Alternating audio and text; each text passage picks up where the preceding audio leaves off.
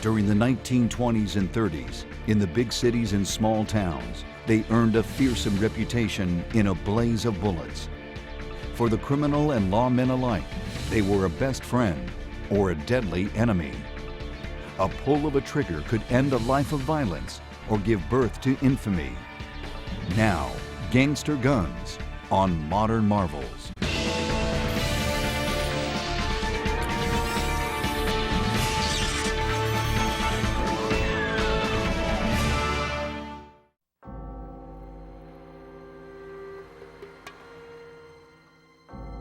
John Dillinger, Pretty Boy Floyd, Babyface Nelson, Al Capone, Bonnie and Clyde. The names evoke images of outlaw whiskey, bank holdups, and bloody shootouts. The guns they used were just as notorious. Colt 45s and 38s. The Tommy gun. Whippet guns. The Browning automatic rifle.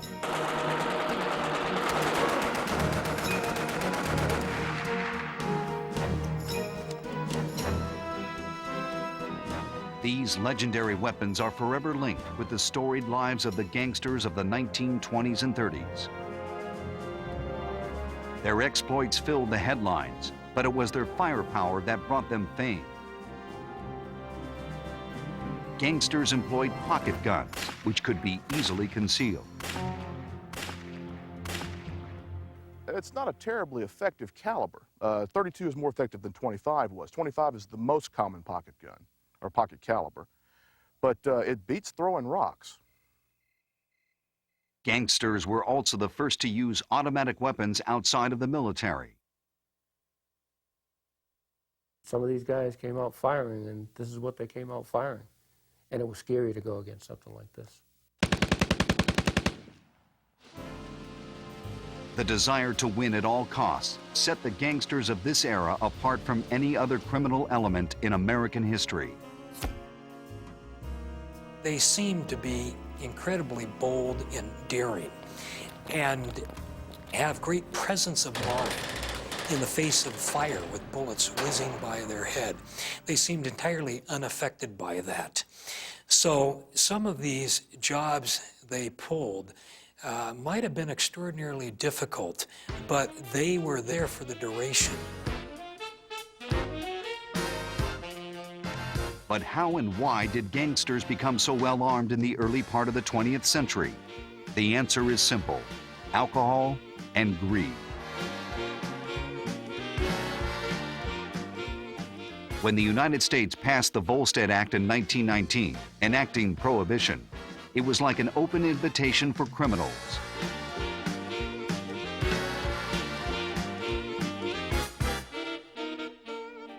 Well, people continued to drink. Overall in the United States, drinking may have gone down very marginally, but this meant now bootleggers were supplying that liquor. People made enormous money in now the illicit traffic. So really prohibition spawned this era.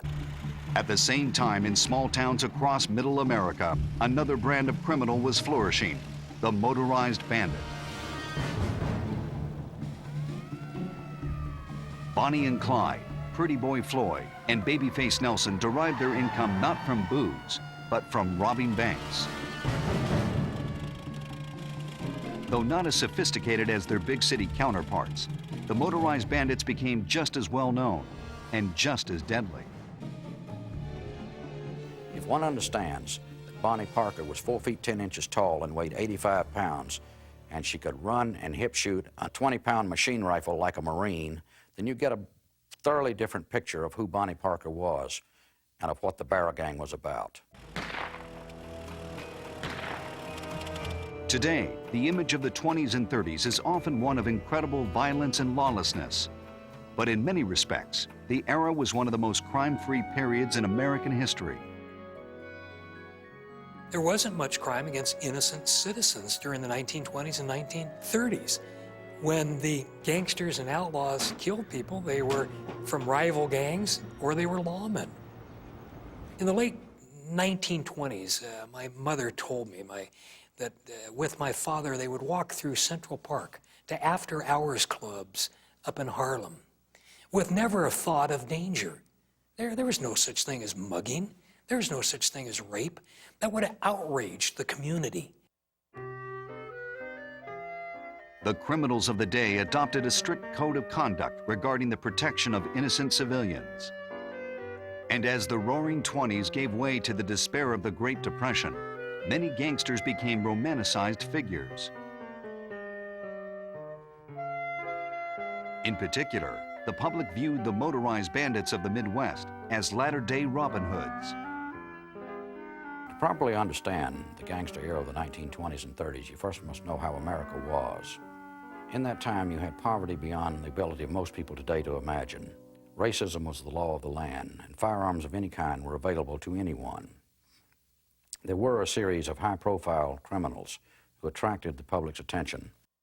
Law enforcement in those days could only go to, a lot of cases, city limits, county limits, and to state limits. It stopped. Well, then the guys could flee in peace to the next state or the next county. Both big city gangsters and the motorized bandits borrowed their tactics from another romanticized age of American lawlessness, the Old West. Many of the criminals who got their start in the 1920s had grown up hearing stories about outlaws like Billy the Kid and Jesse James. Rumor has it that Clyde Barrow studied the tactics employed during the Civil War by infamous Confederate raider Bill Anderson. Barrow favored the same run-and-gun techniques that made Anderson's unit one of the most feared by Union soldiers. Prohibition and money gave the gangsters and bandits of the 1920s opportunity and motive. But it was World War I that gave them firepower.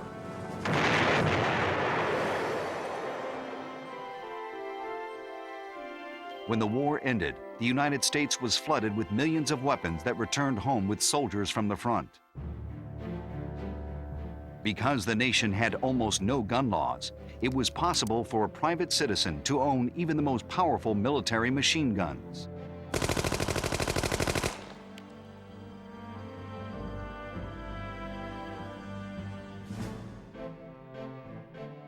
Despite the efforts of gun manufacturers to keep their weapons out of the hands of criminals, it was easy for almost anyone to get a hold of serious firepower. Actually, you could buy them on the commercial market. Colt did make a commercial model, the R75, and the Colt Monitor was available if somebody had enough money. Colt tried to regulate who the guns went to, but it was quite easy to have a front man. There were several gunsmiths in Chicago, in the Illinois areas who would purchase weapons for the underworld. The access to high-powered weapons, fueled by the potential to make millions of dollars, gave the outlaws of the era a unique and deadly characteristic, an aura of invincibility.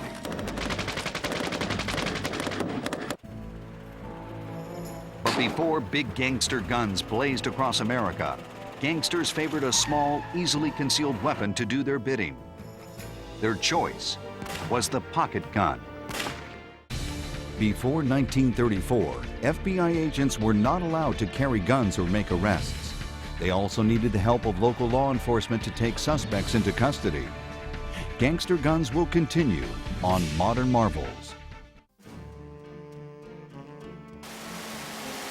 Even though the gangster era was ultimately defined by big, powerful automatic weapons, outlaws initially believed smaller was better. Pocket guns were compact and easy to conceal. They were also highly popular on both sides of the law. For many people, the pocket gun was the great equalizer that helped keep society in check. Pocket guns, to me, bring back a more civilized era. I very much believe in politeness and being courteous to one another. And you should do it of your own volition. But in the 20s and 30s, and it didn't matter if you were in Chicago or if you were in South Georgia or if you were somewhere in the Midwest or Arizona, you were polite to someone if for no other reason you didn't know what they had their hand on in their pocket. And so it would behoove you to be on your best behavior. Not insult the man's lady, don't kick his dog, leave his children alone because he just might reach in his pocket and put a bullet in you. Pocket guns didn't pack much of a wallop, but in the early days of organized crime, getting the drop on someone was more important than the size of your gun. The most favored pocket guns were either a 25 or 32 caliber, usually manufactured by Colt. The guns were easily concealed inside a pair of pleated pants or in a shoulder holster. Well, right now I'm loading the magazine for a Colt 1903 pocket pistol in 32 caliber. And this was a very popular, very common caliber, and very common pistol from about 1903 up until just recently here. I'm placed it into the magazine, the hollow of the gun. A gun just about like this was used by Bonnie Parker to break Clyde out of jail in Waco. The story goes that she had one of these taped to her thigh when she busted Clyde out of the Waco jail. And when he went on another spree. Now, Bonnie Parker was a pretty small woman. They say she was about 4'11", I believe. And so I don't imagine she had much of a thigh. So you can imagine, that says something for the concealability of the gun. The problem with larger pistols, like a .45, was obvious. Even under a coat, everyone knew when a gangster was packing.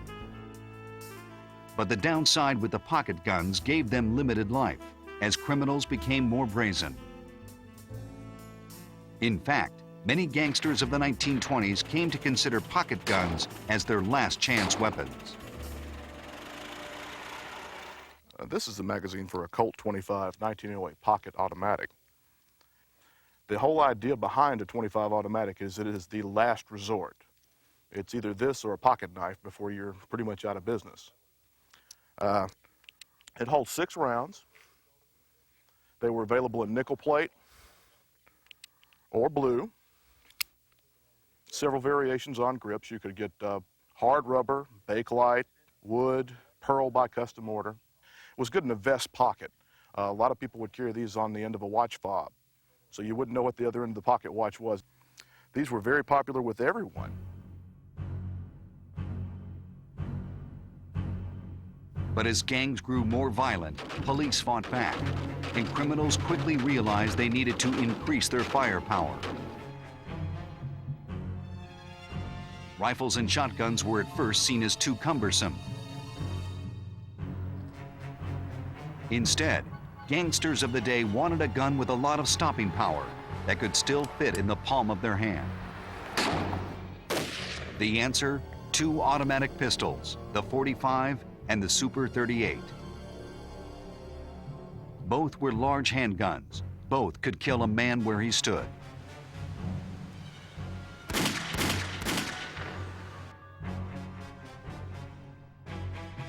It's said that a gangster named Leslie Homer gave the Super 38 its greatest endorsement while being interrogated by police in Racine, Wisconsin. Racine Police Department had lost one of its members to the John Dillinger gang, and anytime that they encountered a member of that gang, they gave him their undivided attention, as good cops will. And late in 1933, they sacked up Leslie Homer, who was a runner for the Dillinger gang, took him downtown and sweated him. And the words from Homer spilled out into newspapers and police stations all over the country. And one of the things he said was that if you want to give your coppers an even break, you need to get them one of those new Super 38 guns. A gun of that type will blow a hole in any bulletproof vest made. But even high-powered handguns required accuracy. In the run-and-gun style of the gangsters, there was little time to take aim.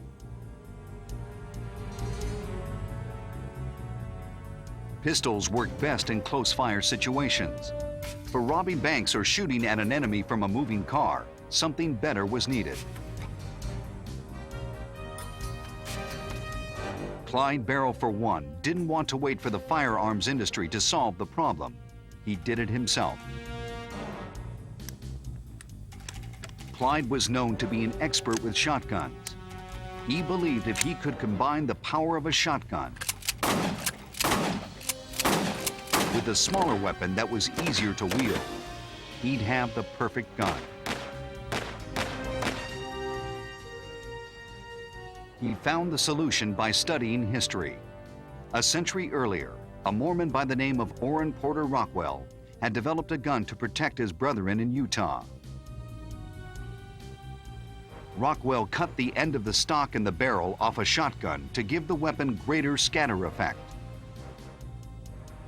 Clyde was convinced the same technique would work with the more powerful shotguns of the 1920s and 30s. He started sawing the ends off of Remington shotguns. He called his creation a Whippet gun, supposedly because he could whip it out in an instant. This gun is a replica of a weapon that Clyde Barrow and Bonnie Parker used back in the 1930s. This gun was modified by having the barrel cut off to about a shotgun shell's length past the end of the magazine tube where the extra shells were held. If you'll notice at the design of the strap, it loops over the shoulder, but what happens is if you hung it, you'd bring it up and it would swing it up to the shoulder. Now, it wasn't meant to be used like you see in the movies, like you see in all the action pictures nowadays. These are designed primarily to be shoulder fire weapons by people who were actually using it, who were of very small stature. As the gangster era progressed, one thing that set the outlaws apart was how good they were with their guns.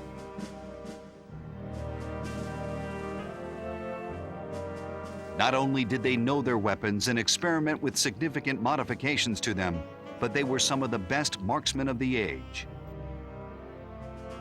They went out into the woods, they went into rural areas, they practiced, they knew their weapons, they cleaned their weapons, they broke them down because they knew you lived and died with your weapons.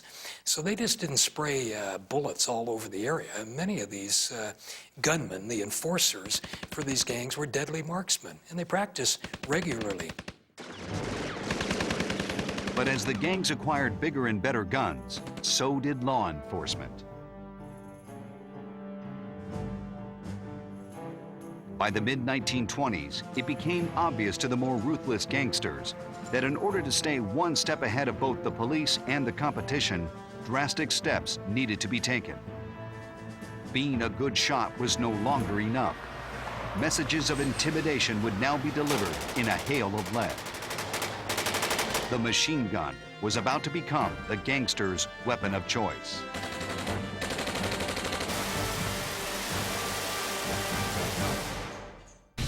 While awaiting trial for the murder of an East Chicago police officer, John Dillinger escaped from the Indiana Crown Point County Jail using a wooden gun he later claimed he made out of a washboard.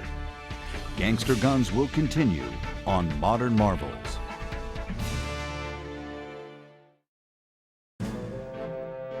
If there was one gun that let everyone know a criminal had arrived, it was the Tommy gun. Made famous by the gangster movies of Hollywood, the Tommy gun was the perfect criminal weapon. It was small, it had style, and it threw a lot of lead. This is a Colt Thompson, 1921A. Has a fire rate of about 900 rounds a minute. It was very popular in the 20s and 30s with both sides of the law due to the fact that it shot the .45 Colt cartridge, which is well known for its man-stopping ability, and it delivered a lot of lead in a hurry. The Tommy gun has been forever linked to Al Capone and his bootlegging activities in Chicago. Ironically, Capone himself only fired a Tommy gun once. He had his henchmen do the dirty work. The most notorious use of the weapon was the 1929 St. Valentine's Day Massacre, where Capone went after a rival gang. Out the window of a car or in a close quarters, These are literally a bullet hose. You can just take this gun and just hose a room down in a matter of seconds, and very little that gets hit with it gets back up.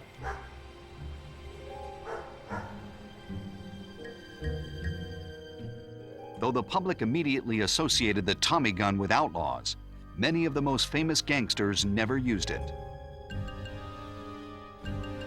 John Dillinger had his picture taken holding a Thompson, but he was a very bad shot. Bonnie and Clyde, perhaps the most famous gangsters associated with big guns, never owned a Tommy gun. For the Barrel Gang, the Tommy gun wasn't powerful enough. Though the Thompson could spit out .45 caliber slugs at 600 rounds a minute and kill a man in an instant, it couldn't always penetrate car bodies.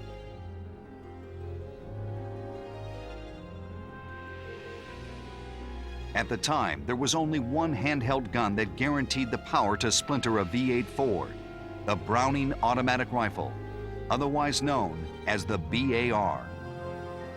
It's a very powerful firearm. It's more powerful than the Thompson. It was probably the most powerful portable firearm that was available to the gangsters. This gun here is an exact replica of Clyde Barrow's personal 1918 Browning automatic rifle. He named the scatter gun. It was captured from the gang in Dexter, Iowa. And basically, it's a standard 1918 BAR that 3 or 4 inches of the barrel has been removed, and the stock has been cut off just past the buffer tube. Clyde basically cut these guns down to make them more portable, and makes it a great gun for a motorized bandit. Clyde trained Bonnie in the use of firearms, and she became a very good marksman herself, not only using smaller caliber weapons, but she also used the BAR. And the BAR is a heavy automatic rifle that fires a .30-06 round. Bonnie didn't weigh much more than 100 pounds, and yet she wielded one of the nastiest weapons ever used, the BAR. The BAR had been introduced by the Army at the end of World War I. When a gangster who knew how to handle one fired a BAR, all hell broke loose. It was a rock that got a lot of gangsters out of ambush situations. It gave them the firepower and the ability to break out of almost insurmountable odds. If you just want to throw up a lot of lead to cover your escape, it's great because the human factor, if you're firing at someone, they're generally going to duck unless they've been through combat. And especially with something like this, it has a booming report, you're throwing a lot of lead out. It makes people duck.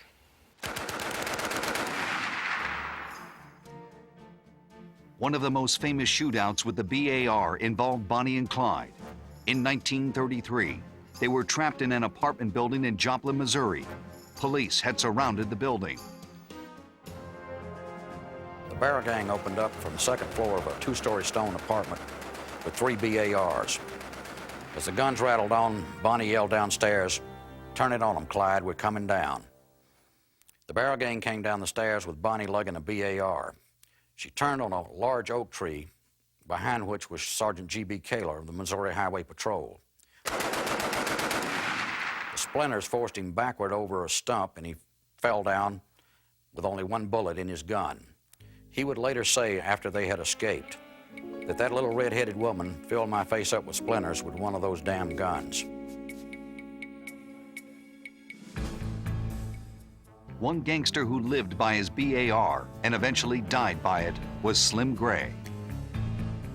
Though Gray was not as well known as some of his more infamous colleagues, he had an air of invincibility about him. Slim was a minor league crook who was hiding out in Chicago when police and the FBI showed up outside his door. Gray fervently believed that his BAR and bulletproof vest would protect him. He was very wrong. Slim Gray, all 6'2" and 125 pounds of him, came down the back stairs with a bulletproof vest and lugging a BAR. At the bottom of the stairs, a gunfight broke out. The agent with the .351 rifle shot Slim Gray straight through the vest, and he flopped down in the yard. They took him to the hospital where he died, and they dug out the bullet, which went through the bulletproof vest's front panel and flattened against the back panel. It is occasionally displayed by the Federal Bureau of Investigation as one of its grisliest gangster souvenirs. Big automatic weapons were quickly becoming the order of the day. Pretty Boy Floyd loved machine guns. So, of course, did Machine Gun Kelly. But perhaps the best shot with a machine gun during the gangster era was a lesser-known criminal named Vern Miller. Like many of the gangsters of the 1920s, Miller was trained by the Army during World War I.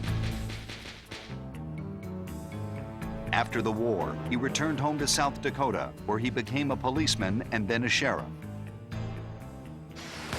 But when Miller was caught embezzling, he fled and began a life of crime. His training as a police officer made him an excellent wheelman. Gangsters like Alvin Karpus and Pretty Boy Floyd hired Miller for his ability to drive fast and safe. But it was his military background that brought him fame. Vern Miller was reportedly so good with a machine gun, any machine gun, that he could write his name in bullets.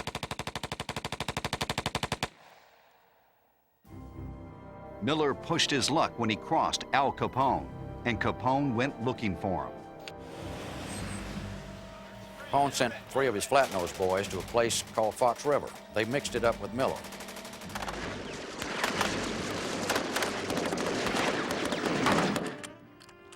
When the cops got to the scene, they called it the Fox River Massacre, assuming that these first-class hitters of Capone's had been wiped out by an army.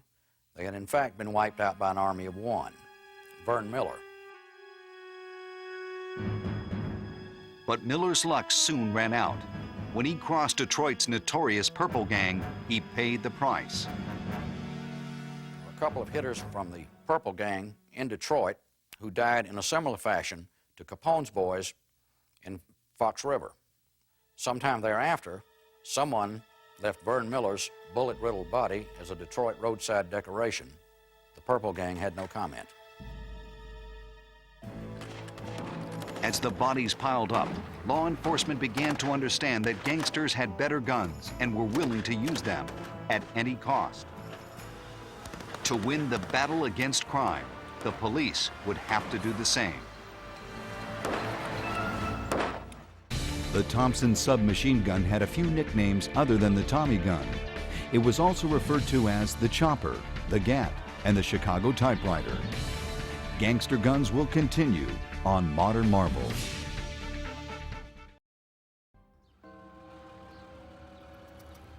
By the early 1930s, the gangsters of the big cities and the bandits of the Midwest were legends.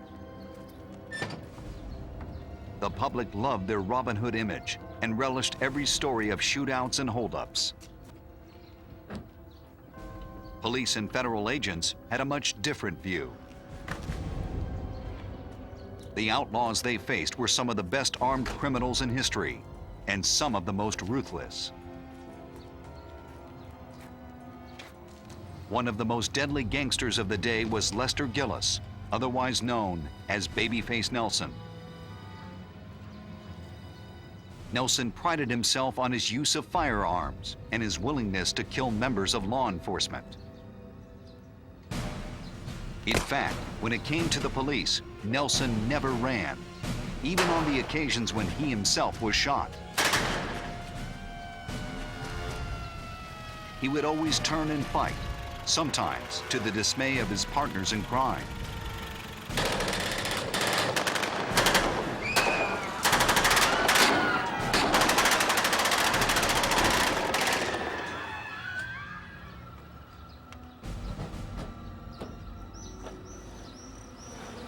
On August 14, 1934, Nelson, his wife, and another outlaw were driving near Barrington, Illinois. When the men spotted 2 cars of federal agents headed in the opposite direction, the chase was on, with Nelson in hot pursuit. A rolling gun battle ensued. One must understand that Nelson had a particular hatred for federal agents. He carried pictures, tag numbers, and descriptions of them in his car and actively hunted them. The cars eventually wound up ditched on the side of the road, but the guns were still roaring.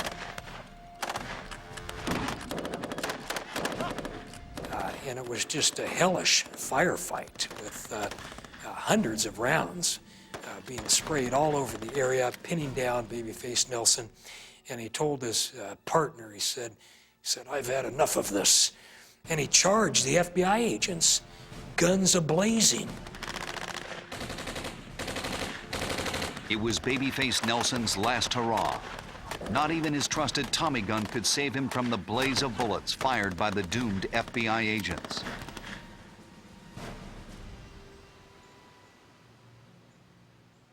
Nelson tried to drive away, but he had 17 holes in him.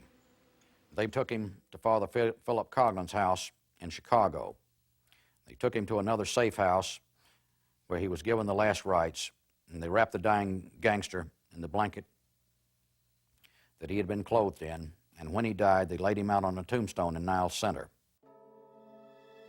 If Babyface Nelson was the most deadly individual of the gangster era, the most deadly gang by far was the outfit run by Clyde Barrow and Bonnie Parker.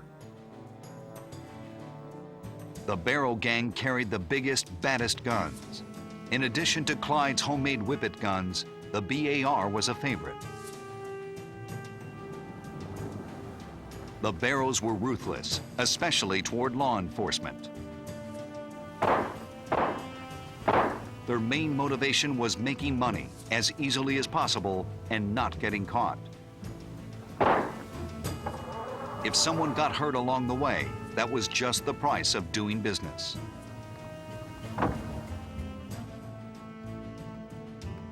Like many of the criminals of the time, Bonnie and Clyde were seemingly unafraid of death, partly because of the intense firepower they carried. They had shot their way out of so many tight spots and killed so many law enforcement officers that they were greatly feared by the police. A lawman named Frank Hammer had assembled a posse of 6 men to hunt down Bonnie and Clyde. On the morning of May 23, 1934, outside Gibson, Louisiana, Bonnie and Clyde approached a gangster mailbox. Hammer and his men were waiting, with an arsenal that would have made the Barrow gang proud.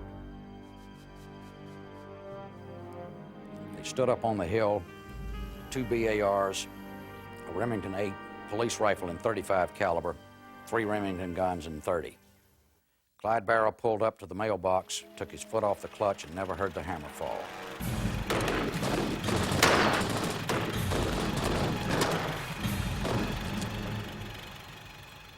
It is not by treachery that these men ambushed him this way, and it is not because Clyde was so bad.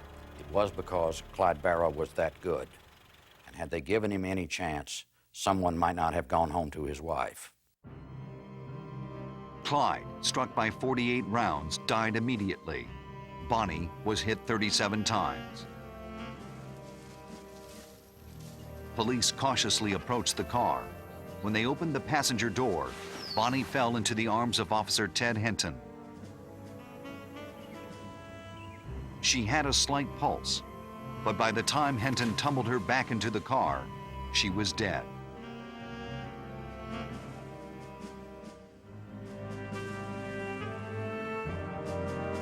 The death of Bonnie and Clyde was the beginning of the end of the gangster era. Many of the most famous gangsters and outlaws of the time would die in similar ways. The powerful guns they had helped make famous were now turned against them by the forces of law and order. In the world of gangster guns, the philosophy of an eye for an eye had become a bitter reality.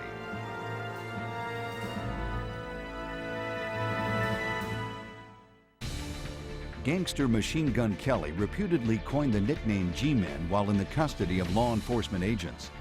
Short for Government Man, the heroic G-Men quickly became synonymous with the FBI in the public's imagination. Gangster Guns will continue on Modern Marvels. By the mid-1930s, the age of gangsters and their guns was on the way out. In 1933, the Volstead Act was repealed and legalized liquor again pumped through the veins of the United States. That meant now there was not great gobs of money to be made in illicit trafficking of alcohol. And this was really the beginning of the end for the great gangs. This was their money cow, their cash cow that drove the operation. That was ended. In the big cities, reform-minded mayors and city councils were voted into office. Without the large amount of cash the gangs used to have to throw around, it became nearly impossible to bribe public officials. The 1934 National Firearms Act was an attempt by lawmakers to make it tougher for criminals to access guns. During the early days of the Reign of Terror, gangsters had been careful not to kill civilians. But as their guns became more powerful and their desperation more severe, errant shots began hitting the wrong people. An increasingly angry public grew weary of innocent bystanders, especially children, falling victim to the guns of hoodlums.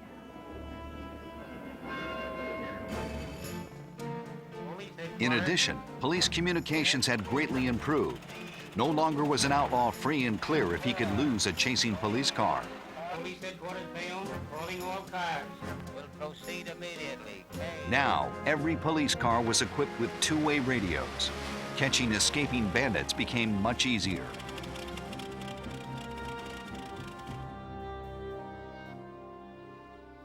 On top of it all, the times had, quite simply, changed. The rumblings of war coming from Europe swallowed the innocence of the previous age, especially in small-town America. The dislocation of the rural folk had occurred by then. They had moved to the cities, they had moved to California by the hundreds of thousands. That era was over. Society had changed, and no longer did you have the right social milieu for social banditry, kind of the Robin Hoods of the Southwest.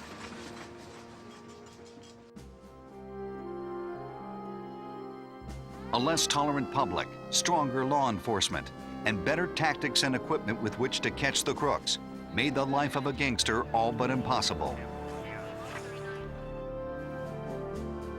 Even their arsenals of powerful guns, which they had relied on for nearly 20 years to do their bidding, were ineffective against the tides of change.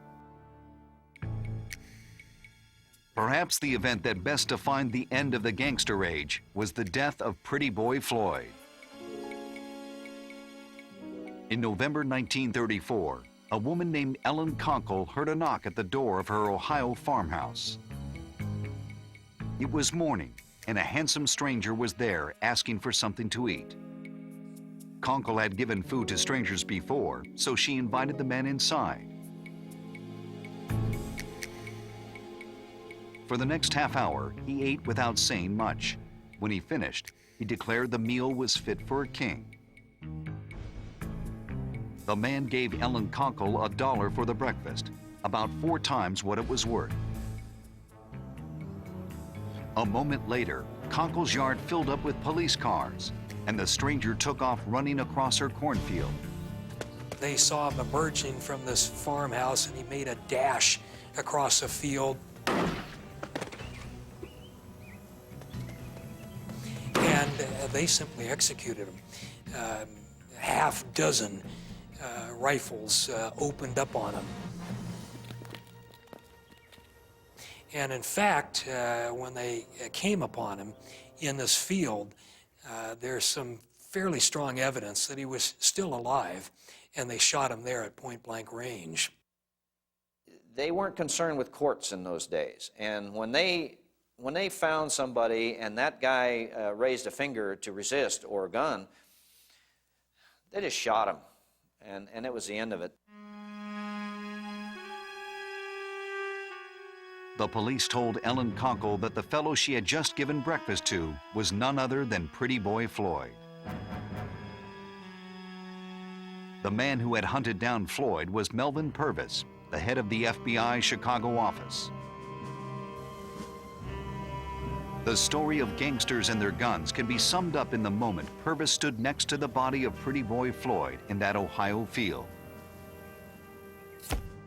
Pretty Boy Floyd on his person has two .45 automatics. One is made in 1918, one is about a year and a half younger. And Melvin Purvis on his person has a 1925 Colt commercial automatic, nickel-plated. And at the end of the day, what you must know is both men chose not similar guns, but exactly the same gun. And they chose them for the same reason. And what separated these two men was not their guns, but their choice in life and their character. Since the end of the gangster era, there have been few individuals in the modern age who have used guns like the outlaws of old. Experts believe that the nature of crime has changed.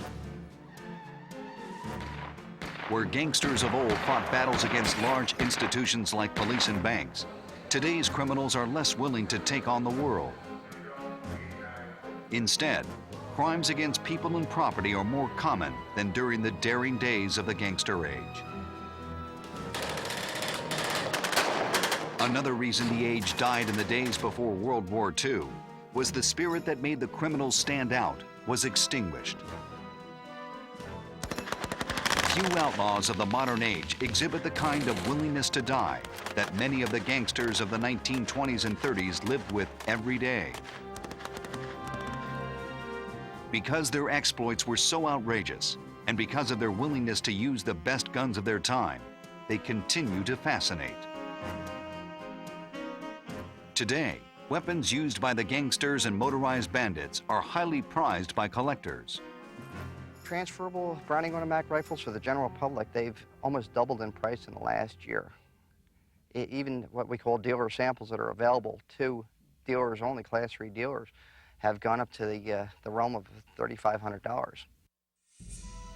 It's a testament to the staying power of the image gangsters portray. They use the state-of-the-art weaponry. So here they were fighting lawmen with BARs, Thompson submachine guns, high-powered hunting rifles, handguns of all sorts, plus a number of weapons that they modified themselves. They didn't attack, for the most part, the average citizen. Most of their great gun battles were with lawmen, and many times they came out on the winning side of that gun battle. They had magnificent escapes with all odds stacked against them.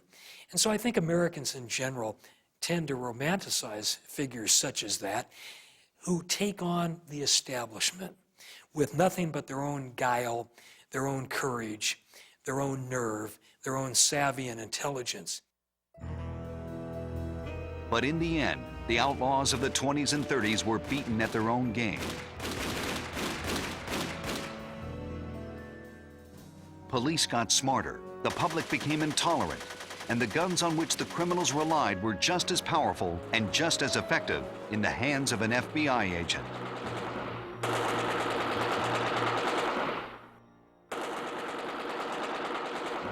Within a few short years, the bloody legacy of gangsters and their guns was brought to an end. Those who chose to live by their guns had died by them just as violently. It was an era unique in American history, one that most likely will never happen again. It is a time that will be forever defined by raging gun battles between the forces of good and evil. A time when the nation stood still and was mesmerized by the sights and sounds of gangster guns.